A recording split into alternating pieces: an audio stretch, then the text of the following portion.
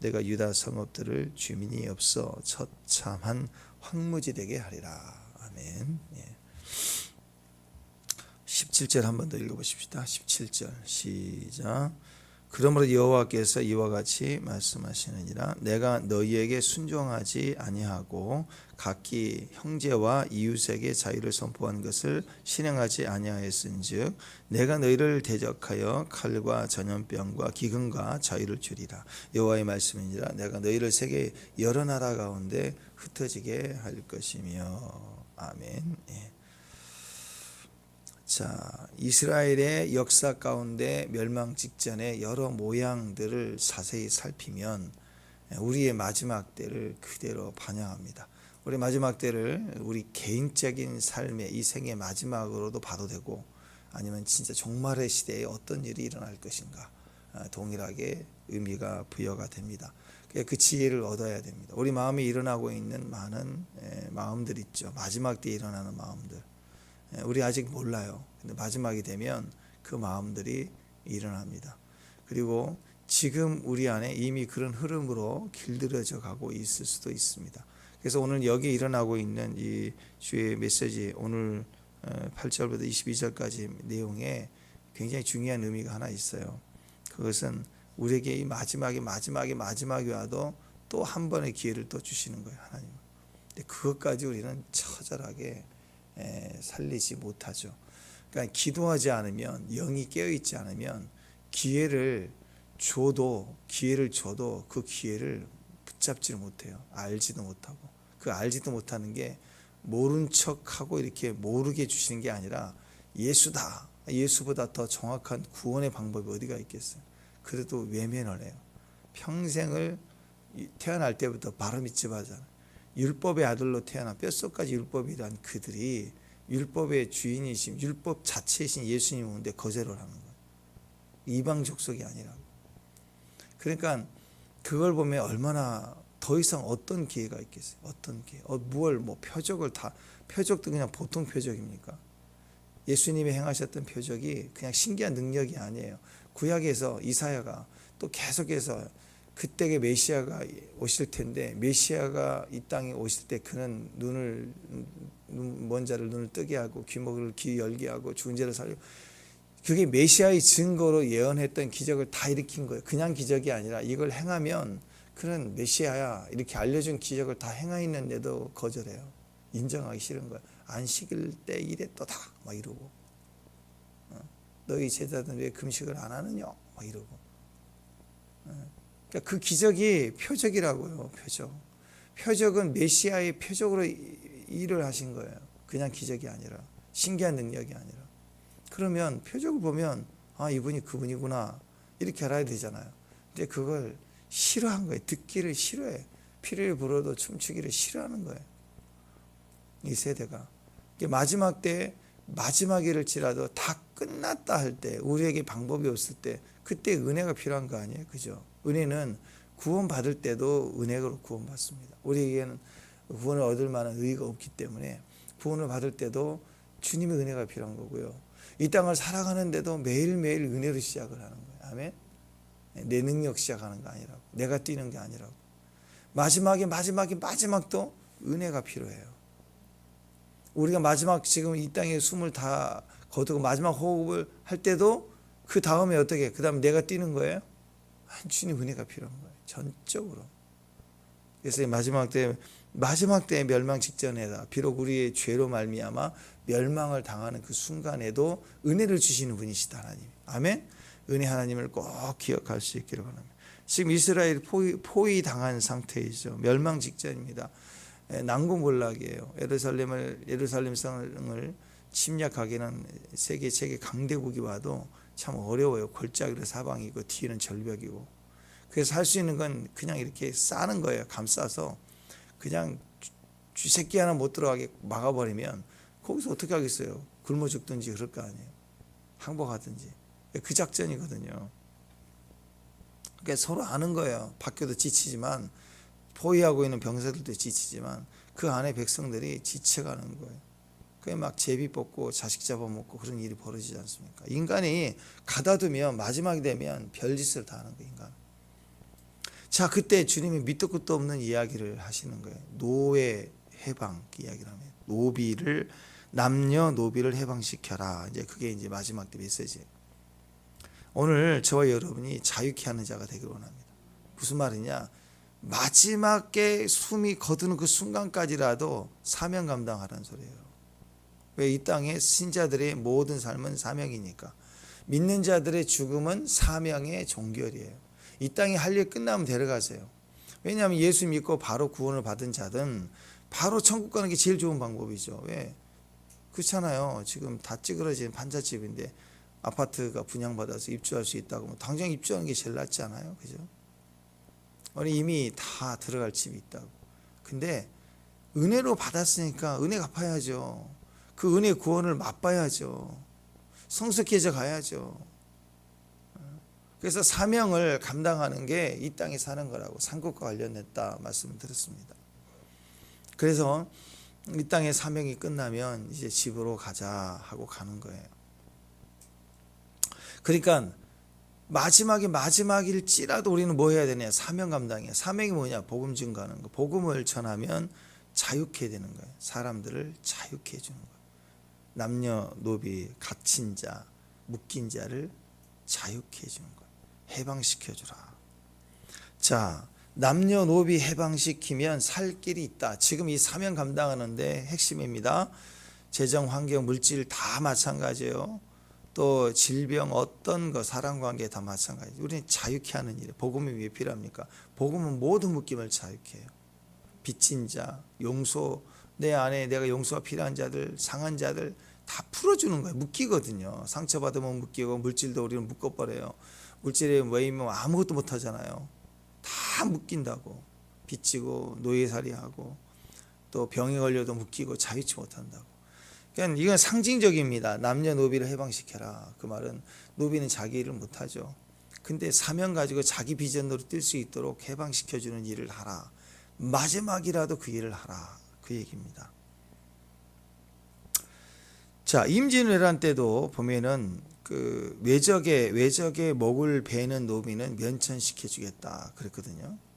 그러니까 나라가 위기가 오니까 노예들을 해방시켜 가지고도 싸우게 만들었다라는 거예요. 그리고 너희가 대적을 이기면 너희에게 노예를 면천시켜 주겠다 이렇게 했다고요. 원래 조선시대 양반들은 그 군역이 없었잖아요. 그리고 그 당시 나라에 또 군사도 부족하고 전쟁이 터지니까 양반들 보고 싸워라 그랬더니 에헴 하고 집에 있어요. 아니 다 죽게 생긴 나라 망하게 생겼는데 에헴 하고 붓글씨 들고 있어요. 정신승리하겠다고. 죽어도 한량이라고 그러지. 한량.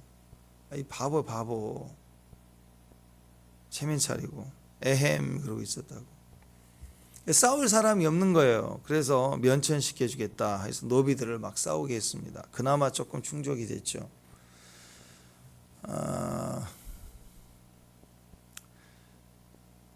사실 동족을 노비로 삼는 백성은요 망하는 거예요. 영적 원리가 여기 들어 있습니다. 동족을 노비를 삼으면, 예전에 노비는 전쟁 때 상대의 그 나라를 이기고 그 적들의 아이들이나 여자들을 데리고 와서 노예를 삼았죠. 보통 그런 개념인 거예요. 우리나라나 외국이나 지금 이스라엘 당시도 보니까 노예가 누구냐면 동족이었어요. 동족. 조선시대의 그 전체 인구의 30% 많을 때는 40%가 넘은 게 노예였어. 노예. 인구의 40%가 노예였다고. 노비였다고요. 그러니까 나라가 살만하겠어요? 예, 위에 있는 사람은 사겠죠. 양반들 살만 터지는 거예요. 조선시대 시작 때는 양반 비율이 7%예요. 7%. 예. 근데 갈수록 이제 양반 비율이 많아져요. 예. 그렇긴 하지만 결과적으로 평균적으로 노비의 퍼센테이지가 30%, 40%다. 임진왜란이 터져도 나라에 힘쓸 사람이 없는 거야. 선조부터 도망갔잖아요. 왕부터 도망갔는데 뭐. 그러니까 여러분 여기에 마지막 때 짐승의 표가 나온다는 말이 그거예요. 마지막 때가 될수록 국민의 99%가 다 개나 돼지 되는 거예요. 개 돼지가 뭐예요? 사육하고 키워주는 거죠. 로봇 시대가 되고 자동화가 되고 생각도 하지 말래요. 계산 안 해도 돼요. 요즘 계산 안 하죠. 구구단 외우나요? 물건 살 때 찍찍찍 뚝 결제됐습니다. 생각 안 해요. 생각은 복잡해. 전부 길들여지기 시작해요. 그래서 국가가 세금 많이 걷고 먹여주겠다 이거야. 복지 사회로 다 먹어준다. 그냥 복잡하게 뭐 하려고 하지 말고 그냥 살아. 개 돼지로. 통제하고 그것을 조정하겠다는 거 아니에요. 그게 적그리스도예요. 그 표를 받아야 돼요. 그 통제 시스템으로 들어가는 거. 이게 점점점 그렇게 길들여져 가는 거예요. 이 세상이. 이런 구조로 가는 거예요. 나라가 망할 때, 세상이 망할 때는 그런 구조로 갑니다. 그게 편하죠. 편한데 인간은 편한 걸 선택해서 사는 사람들이 아니에요. 우리 각자를 하나님이 우리를 사랑하시고 우리를 부르실 때도 제가 숫자로 안 부른다고 그랬죠. 숫자로. 하나님 우리 이름을 부르세요. 근데 지금 정부나 세상이나 모든 그 단체에서 우리를 인식하는 방법은 숫자입니다. 숫자. 여러분 숫자예요. 남바로 부른다고. 그리고 그 남바가 어떤 숫자만큼 갖고 있느냐를 보는 거예요. 숫자로 평가된 걸 가지고 산다고. 숫자 받지 말라는 거죠. 세상이 그렇다는 거예요. 이 시대도 똑같아요. 그냥 개 돼지가 돼서 왕이 하라는 대로 따라오라 이거예요. 하나님 말씀을 전하면 듣기 싫어하는 거예요. 듣지 말라는 거 갖다버리는 거죠. 그러니까 멸망 직전에는 그게 사회현상으로 빚지게예요. 빚지게. 여러분 휴대폰 하나 사더라도 요즘 좀 달라지긴 했습니다. 그래도 대부분 뭐 돈이 없어서가 아니라 있어도 다 할부로 사게 하잖아. 전부 렌탈하고 다. 어쨌든 돌아가게 빚지게 엉키게 만든다고. 그러니까 이런 관계성 속에서 망하는 구조입니다. 동족을 노비 삼는 것은 망하는 구조라고. 그래서 빚관계로 연결되어 있는 거. 가족도 돈 빌려주고 돈 받고 전부 돈 관계로 묶여 있다는 건 지금 망하는 구조 속에 계속 들어가는 거예요. 숫자 속에. 자, 유다가 멸망 직전에 그랬다는 것입니다. 동족을 노비로 삼는 놈이 어디가 있냐?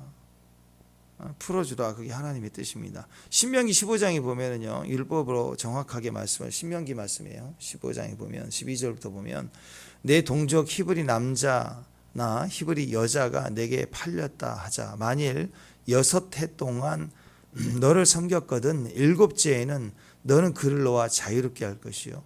그를 놓아 자유롭게 할 때는 빈손으로 가게 하지 말고 내 양무리 중에서 타작 마당에서와 포도주들에서 그에게 후히 줄지니 곧 내 하나님 여호와께서 내게 복을 주신 대로 그에게 주지라. 여호와께서 내게 복을 준 대로 그대로 줘라. 너는 애굽 땅에서 종 되었던 것과 내 하나님 여호와께서 너를 속량하였던 것을 기억하라. 그로 말미암아 내가 오늘날 이같이 내게 명령하노라. 1만 달란트 100데나리온 기억나시죠? 용서하는 거, 빚을 탕감해 주는 이유가 어디가 있느냐? 물론 하나의 명령이지만 그보다 더 근본적인 건 너는 갚을 수 없는 돈을 내가 너를 탕감해 줬다 이거예요. 그걸 기억하라는 거예요. 네가 노예살이 했지 않느냐? 그때 네가 후히 그 애굽의 탈취물들을 가지고 나왔지 않느냐? 너 은혜를 받았는데 너는 왜 은혜를 그거 하나 은혜를 못 주냐 이거예요. 반드시 그런 우리의 모습들을 반영하고 있다라는 거예요. 왜 마지막 때 사람을 억압하려고 하고 그 동족을 억압하려고 하고 노비 삼으려고 하고 조종하려고 하고 왜 사람들이 그럴까요? 다 자기 욕심, 자기 이기심 아니에요? 자기 뜻대로 하려고 하는 거예요. 하나님 생각하지 않는 거예요. 하나님 생각하지 않는 거예요. 일도 없어요. 자기만 생각해. 기도도 자기 기도, 먹는 것도 자기 기도, 모든 게 자기 자신 내 손에 쥐고 있는 거예요. 절대 안 나. 이거 큰일 날 영성이 망할 영성이고 노비 삼는 영성이라고. 이기 그리스도의 하나님의 나라의 이기심은 망하는 거예요. 하나님을 사랑한다고 말만 하고 이웃에 대한 마음이 없으면 그건 복음이 아니 십자가가 찌그러진다고. 십자가 있잖아요. 십자가 모양이 찌그러진다고. 이웃과 하나님 관계가 같은 거예요. 나를 사랑하면 이웃을 사랑하게 돼 있다고. 근데 하나님을 사랑한다고 하면서 이웃에 대해서 멸시하고 판단하는 자들, 그 사람들이 바리새인들 아니에요. 하나님 싫어했다는 거 아니에요. 똑같습니다. 왜냐하면 이웃을 사랑하려고 하면 내 힘으로 안 되는 거예요. 하나님이 내게 주신 힘과 은혜가 아니면 이웃을 사랑할 수가 없어요. 자식을 사랑한다고요? 그건 사랑 아니에요. 그건 동물도 하는 거고. 자식을 사랑하는 방법은 하나님이 내 자녀를 향하여 어떤 비전을 가지고 어떤 꿈을 가지고 이 땅에 부르셨는가, 부모는 그걸 알고 예언해 줘야 된다고. 하나님의 음성을 듣고 아이를 사랑하는 것을 사랑이라고 그러지. 그래서 고린도전서 13장에 사랑장이죠. 사랑은 언제나 오래 참고 온유하고, 그 사랑이 아가페란 단어예요. 인간적 사랑 아니라고. 자식 사랑하고 애인을 사랑하는 게 아니고, 하나님을 사랑하는 사랑은 오래 참고 온유하고, 하나님을 사랑하는 사랑은 교만하지 않냐, 무례하지 않냐, 그거예요. 그 사랑이 되면 나머지도 다 돼요. 필레오도 되고 에로스도 되고 다 된 사랑이라고. 다 자식 사랑으로 완성이 되는 거예요. 만약에 하나님을 사랑하는 사랑이 없이 자식에 대한 사랑으로만 가면 그건 인간적 사랑이야. 이기적 사랑이라고. 하나님을 사랑하는 사랑부터 시작하라는 말은 이타적 사랑을 하라는 거예요. 제가 늘 얘기하잖아요. 등산 갈 때 이기적인 사람은 늘 피곤해요. 산 올라갈 때마다. 언제 쉬느냐? 내가 피곤할 때만 쉬려야 돼. 언제 물 마셔야 돼? 내가 목마를 때만 마셔야 돼. 물 먹읍시다. 아우 배고파요. 우리 정상이 먹기로 했는데 너무 배고파요. 김밥 먹어요. 막 우게 되는 거예요. 징징거리고. 왜? 아니 남들 다 올라가야 돼. 왜? 내가 배고프니까 막 징징거린다고. 오이도 안 줬냐? 그리고 오이 2개는 갖고 와야지. 막 이러고 막 올라가면서 징징거리는 소리가 많다고. 왜? 내가 피곤하고 내가 지치니까. 다 같이 비슷하게 지쳐가지만 이타적인 사람은 주변을 딱 볼 때 누가 이렇게 약하고 좀 지쳐 보인다 그러면 좀 같이 들어주고 이렇게 하다가 지쳐 보이면 저기 우리 좀 쉬어서 갔으면 좋겠습니다 하고 얘기를 한다고. 자기가 지쳤을 때는요 쉬어갑시다 이러고, 남이 저기 할 때는 쉬어갔으면 좋겠습니다. 벌써 말투가 다르죠.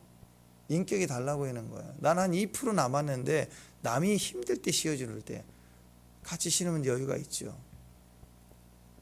그리고 또 올라가다가 또 누가 지쳐 보이면 쉬어주시. 이 시점과 먹는 시점이 다 남에게 있으면 그게 단순한 거지만 나는 항상 여유가 있는 사람이 되고, 다른 사람 볼 때 이 사람은 항상 건강한 사람이 되고 리더자가 되고 돕는 자가 되는 거예요. 근데 자기 때문에 살면 자기밖에 몰라요. 자기밖에.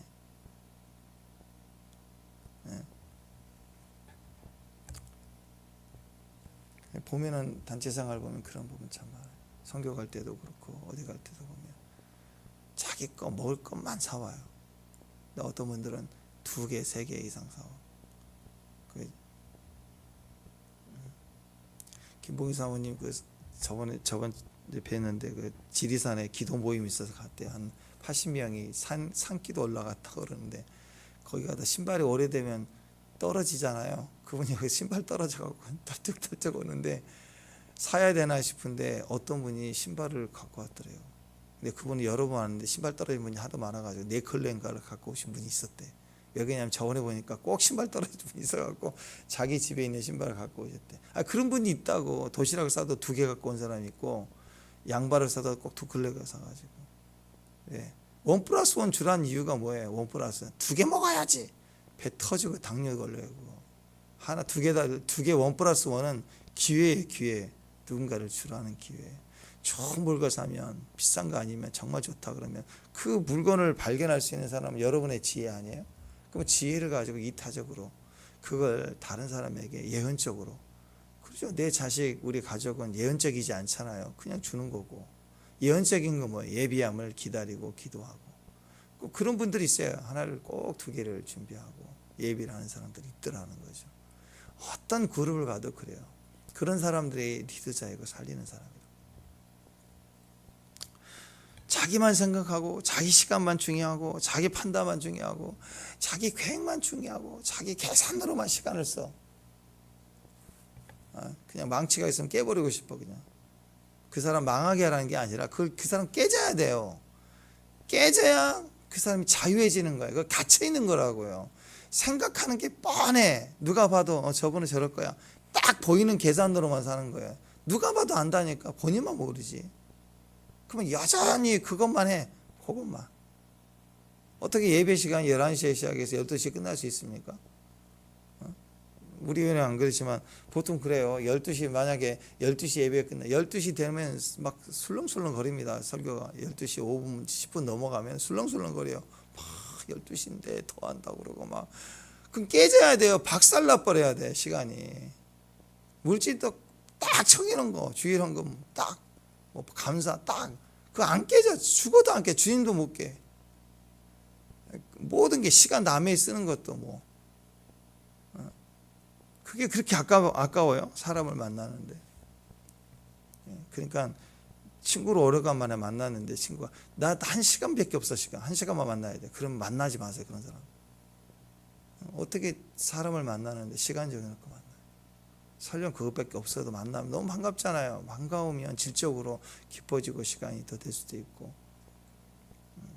관계에 보면 딱 그래요. 딱 보낼 만만 보내고 만날 때만 만나고. 자기 쥐고 사는 거예요. 손에. 노예예요. 노비라고. 노비 특성은 갇혀 있잖아. 우리가 할 일은 그런 노비를, 시간의 노비, 물질의 노비를 풀어주라는 거예요. 우리가 풀어주라. 어떻게? 노비를 풀어주는 방법은 용서해주고 풀어줄 때 덤으로 막 주는 거예요. 먹여주고 입혀주고 잘가 해주는 거예요. 이게 풀어주는 거라고. 우리 집안에 노비가 얼마나 많은지 몰라요. 남자 노비, 여자 노비. 방에 갇혀서 안 나와. 노비에 노비.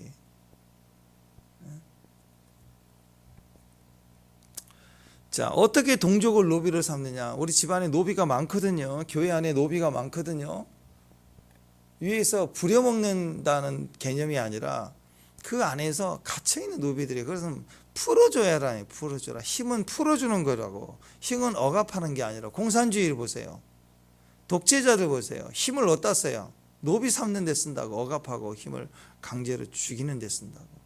진짜 나라는 풀어주는 거라고. 힘을 풀어주는 거라고. 용서해주고 풀어주는 거라고. 예수님은 풀어주기 위해서 오신 힘이라고요. 마지막 때가 되면 빛 때문에 노비가 됩니다. 시간에 매이고 환경에 묶여서 노비 되게 만드는 거예요. 6년이 지난 다음에는 풀어주라. 후하게 대하라. 빈손으로 절대 가게 하지 말라. 이게 하나님 말씀이었다는 거예요. 나라가 망할 위기가 되니까 참 재밌습니다. 사람들이 심리가 그래요. 나라 망할 위기가 되니까 이 시드기야 왕이 그나마 또 율법에 또 국물을 먹었다고 신명기 15장 이 말씀이 기억나가지고 노예 해방시키겠다고 선포해요. 참 웃기죠. 이게 은혜스러울까요? 이게 은혜스러운 걸까요? 자, 자유케 해준다. 자유케 해준다는 게 율법 정신이죠. 축복합니다. 율법 정신이 뭐라고요? 10가지 계명에서 뿌리가 나온 613가지 여러 가지 조항, 뭐 그런 조항이 중요한 게 아니라 핵심이 10계명인데 10계명의 핵심이 십자가예요. 십자가의 투가 공의와 사랑이에요. 공의의 사랑은 억울한 자가 없게 하라, 가난한 자가 없게 하라. 그걸 한마디로 집약하면 자유케 해주라 이거예요. 자유케 해주라. 그래서 주의 영이 계신 곳에 자유함이 있다. 우리가 묶이는 것에서 죄에 묶이고 질병에 묶인 걸 자유케 해주는 거예요. 그걸 표현하면 억울한 자가 없게 하라, 가난한 자가 없게 하라. 그런데 이 힘을 여기다 쓰고 있느냐, 아니면 내 욕심을 꼭 내 생각을, 내 이익을 이렇게 붙들고 있는 것만 가지고 있느냐, 이게 차이가 나는 거겠죠. 마지막 때는 그 모습이란, 두 나라가 완전히 다른 두 나라의 백성이 살아요.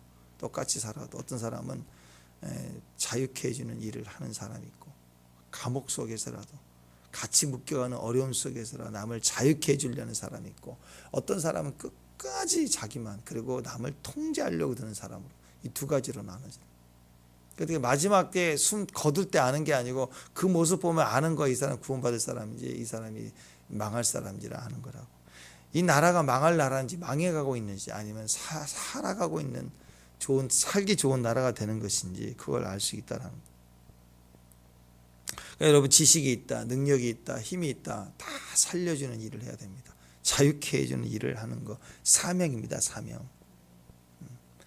자, 그래서 어떤 일이 일어나는가 8절에서 10절까지 딱 보면 노예 해방시켜준다 하고 이 시드기야가 갑자기 막 약조를 하고 계약을 쓰고 선포를 하고 난리가 났어요.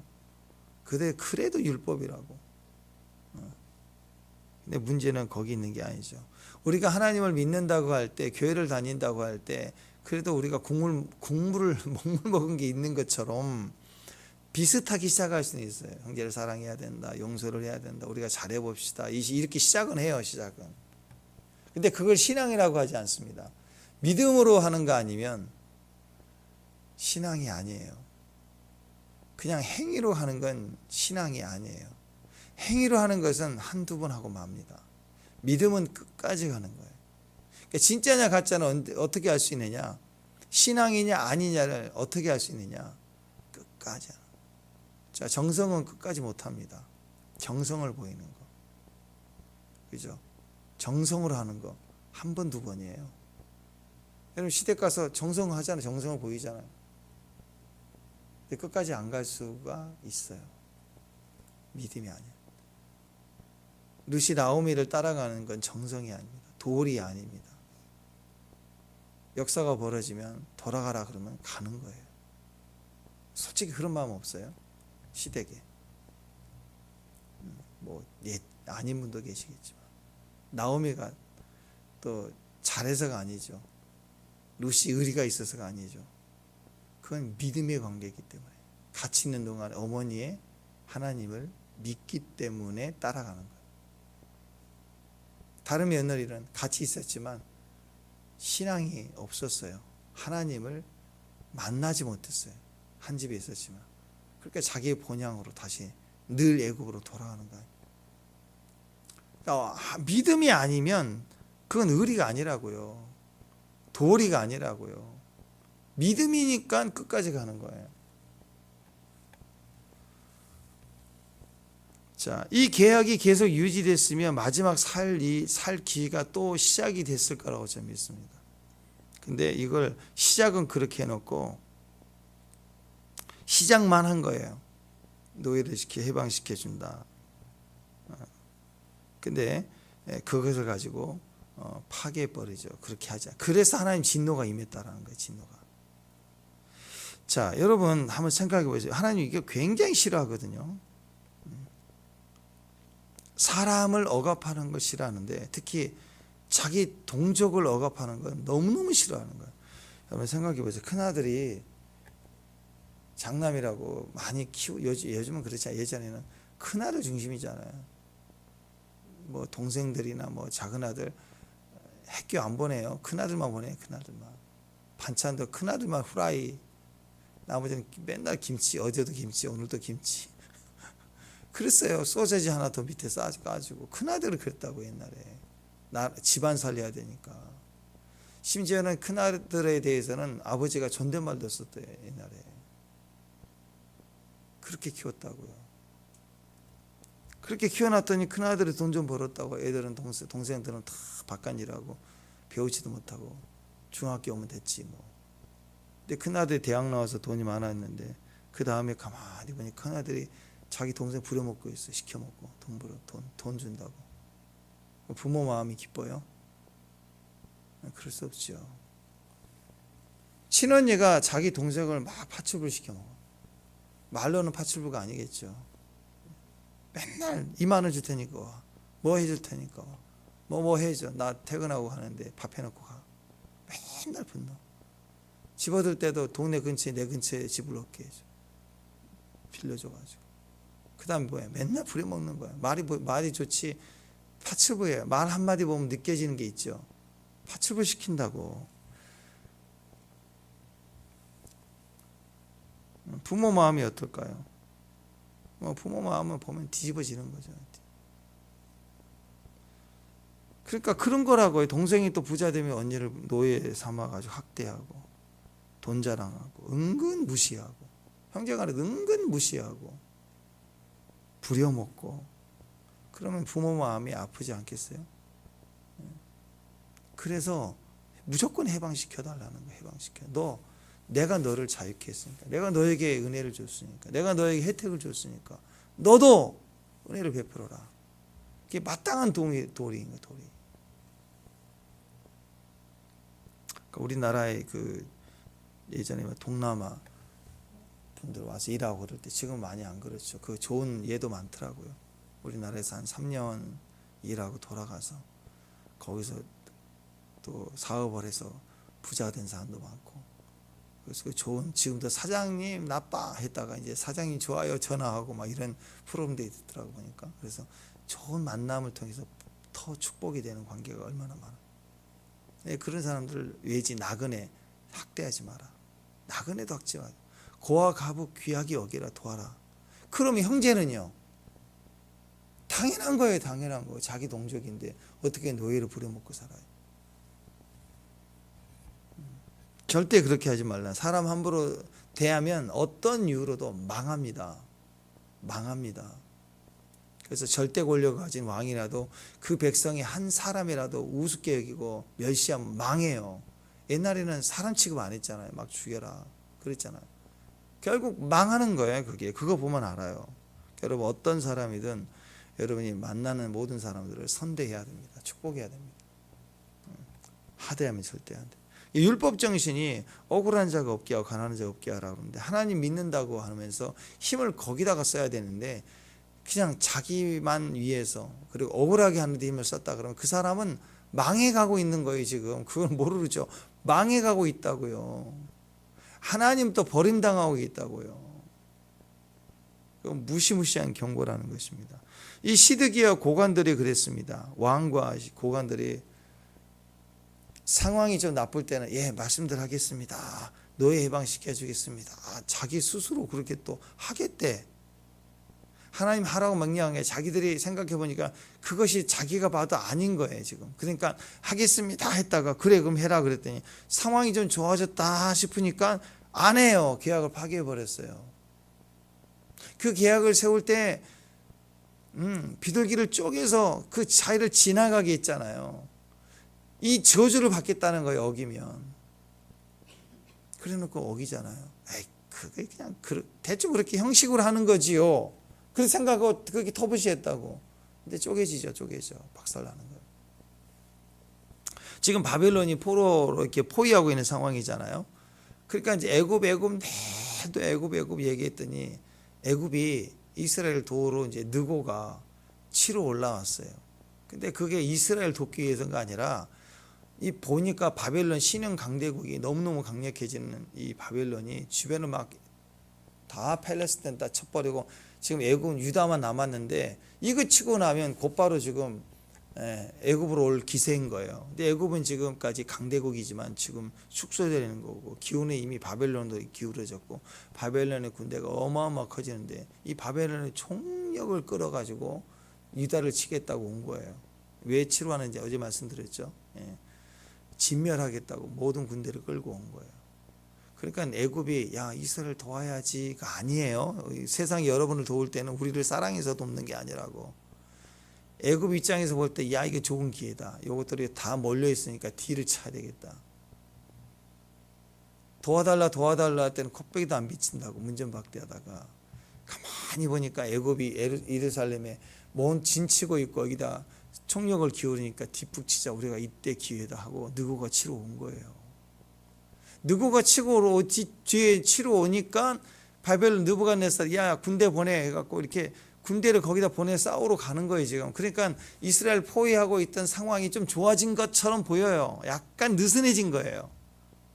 그러니까 그때는 야 노예 해방 아예 없던 걸로 하자. 원상복귀 다시 노예. 그게 인간의 마음이라고. 이게 바로의 마음이죠. 하나님께 죽도록 깨지고 박살내서 가겠습니다. 보내겠습니다 해도 그 다음날 바뀌고 그러다가 계속 터지다가 완전히 박살났잖아요. 그리고 인정하고 보냈잖아요. 그럼 가만히라도 있어야지. 그걸 또 3일을 못 참고 쫓아오네. 잡아 죽이려고. 다시 원상복귀 하려고. 그러다 죽는 거 아니에요. 인간은 그래요. 그걸 절대로 못 놓죠. 안 놓으려고 그래 손에 쥔 건. 그러다가 망한다. 다시 노예 원상복귀. 11절 11절 시작. 후에 그들의 뜻이 변하여 자유를 주었던 노비를 끌어다가 복전시켜 다시 노비로 삼았더라. 그러니까 결국 하나님을 조롱한 거죠. 가만히나 있지. 하나님 하겠습니다 해놓고 나서 다시 원상복귀하고 하나님께 묻지도 않고 말하지도 않고 마음대로 해버리면 그 하나님 다른 걸 떠나서 이 노비에게 다시 두 번 상처를 주는 것보다 하나님 조롱하고 있는 거잖아요. 율법하고 장난치는 거잖아요. 여러분이 왕이라면, 여러분이 하나님이라면 기분 좋겠어요? 하겠습니다 해놓고 무시해놓고 자기 마음대로 해버렸다 그러면 대놓고 무시하는 거 아니에요. 십자가에 예수님을 두 번 못 박는 거죠. 현저히 욕을 보였다 그런 뜻이네요. 그럼 멸망으로 갈 수밖에 없는 거 아니겠습니까? 그러니까 이런 사람들은 말씀을 따라서 한 게 아니고 말씀을 듣겠습니다 말은 그렇게 했지만 결국 상황이 바뀌면 뒤집어 버리는 거예요. 상황 따라서 하는 사람이에요. 상황이 좀 어려워지면 그래 내가 좀 풀어줄게 그랬다가 하나님 나를 살려주세요 그랬다가 바벨론의 포로의 위기가 좀 이렇게 사라지니까 기회다 싶으니까 노비 회복 복귀하고 위협이 사라지면 다시 불순종으로 가더라. 그게 인간의 마지막 때의 모습입니다. 끝까지 기회만 생기면 억압하려고 그래요. 억압하려고 그래요. 조종하려고. 이걸 하나님께서 17절에 말씀하시는 거예요. 나에게 순종하지 않았고 형제 이웃에게 자유를 선포한 것을 시행하지 아니하였은즉 내가 너희를 대적하여 칼과 전염병 기근의 자유 주리라. 기가 막히지 않다. 하나님의 말씀이 너무 웃기는 거예요. 난 이런 표현들을 보면 막 어쨌든 좀 무섭거든요. 자기 전에 이거 좀 읽다가 잠이 안 오는 게 너무 웃겨가지고. 참 보세요. 하나님께서 기가 막힌 표현을 하시는데 칼과 전염병과 기근에게 자유를 준대요. 재밌지 않나요? 칼에게 막 자유를 주노라. 칼이 막 자유를 주니까 칼집에 가만히 있어야 돼요. 칼이 자유를 주노라. 이 칼이 막 돌아다니는 거예요. 막. 그럼 어떻게 돼요? 다 죽이는 거예요. 그 다음에 전염병아 너에게 자유를 주노라. 전염병이 가만히 있어야 되는데 코로나 입으로나 귀로나가 막 생기는 거예요. 막 자유를 일으키는 거예요. 코뿐이 아니에요. 입도 나오고 막 귀로나 몸으로나 손으로나 발로나 막 계속 돌아다닌다고 생각하면 자유를 선포하노라 했더니 막 팔딱팔딱 막 그 잡힌 물고기가 꼬리치는 것처럼 코로나가 자유를 얻어라. 그러면 이제 어떻게 되겠어요? 난리가 나는 거예요 지금. 코로나 걸렸더니 그냥 온 나라가 그냥 꼼짝마. 중국은 아예 봉쇄를 해버렸어. 나 움직인다고. 근데 자유를 선포했대요. 무섭지 않아요? 기근에게 명령하노니 자유하라. 기근이 막 자유해. 너희들 다 굶어 죽는다. 너희들 다 병들어 죽는다. 너희들 다 칼 맞아 죽는다. 이거 얼마나 무시무시한 얘기예요. 우리가 해야 될 일은 뭔가요? 우리는 자유케 하는 거예요. 내 자신부터 자유케 하는 거예요. 예수님을 영접하고 믿음으로 받아서 자유케 됩니다. 아멘. 그리고 다른 사람을 풀어주는 거예요. 자유케 하는 거예요. 예수 믿고 하나님 믿고 우리가 자유를 얻잖아요. 그러니까 나 자유 얻었네, 너 자유 얻었네, 우리 자유 얻었네. 돈에 묶이지 말고 인간에게 제발 묶이지 말고. 진짜 돈이 없는 거예요? 아니라고요. 아니라고. 돈이 없는 거 아니에요. 제가 보니까 돈 다 있어요. 호주머니 안에 쌈짓돈 있고 다 어디에 비상금 있고 다 있더라고. 없다고 그러는데 다 있어요. 망해도 있어요. 망해도.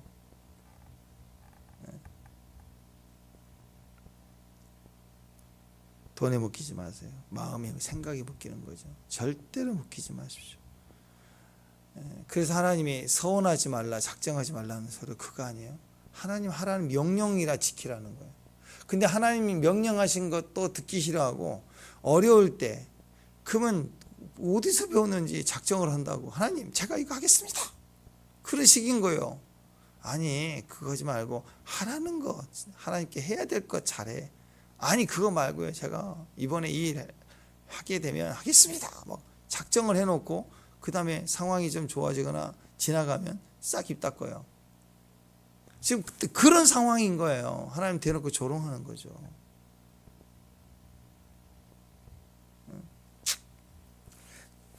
진정한 것은요, 진리예요. 진리는 우리를 자유케 합니다. 진리는 우리를 자유케 합니다. 인기나 명예나 상황이 움직이지 않습니다.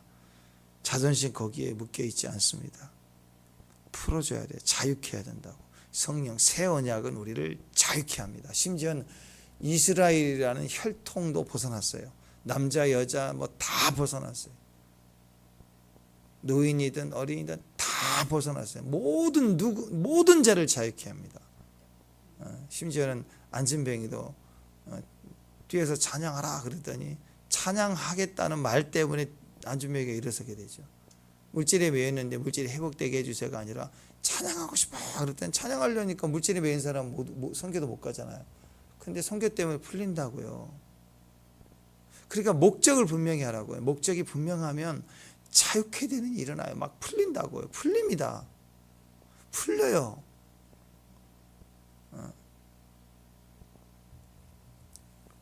복음의 증거가 뭡니까? 죄의 종들을, 죄의 매인 자들을 풀어주는 거예요. 복음은 내가 풀어준 게 아니고 복음이에요. 주 예수 그리스도를 선포해 주는 거예요. 주님이 그를 자유케 해요. 진리를 알지니 그랬잖아요. 진리를 알려주는 거예요. 오늘 주님이 우리에게 주시는 것, 십자가의 은혜, 성령의 도우심으로 다 맡기세요. 그럼 주님이 우리를 자유케 하실 겁니다. 아멘. 제가 인도 갔을 때 제일 불쌍했던 게 그예요. 바라나시 겐지스강 화장터에 가장 낮은, 지금도 신문 제도가 있잖아요. 가장 낮은 계급의 사람들, 나중에 기회가 되면 그쪽도 한번 가봤습니다. 평생 거기 묶여서 살아요. 그 할아버지 때부터 아버지 자기가 태어날 때부터 그 화장터에 거기 한 1km, 2km를 못 벗어나고 살아요.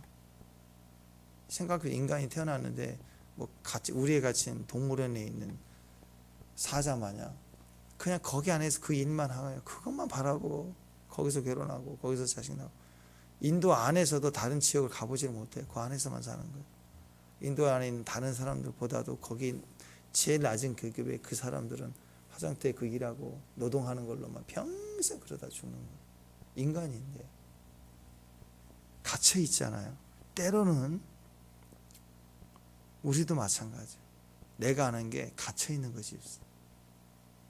그 일만 하다가 자유 없이 살다가 죽는 거예요. 복음이 필요합니다. 예전에 스프레차 시올 목사님, 제가 간증했죠.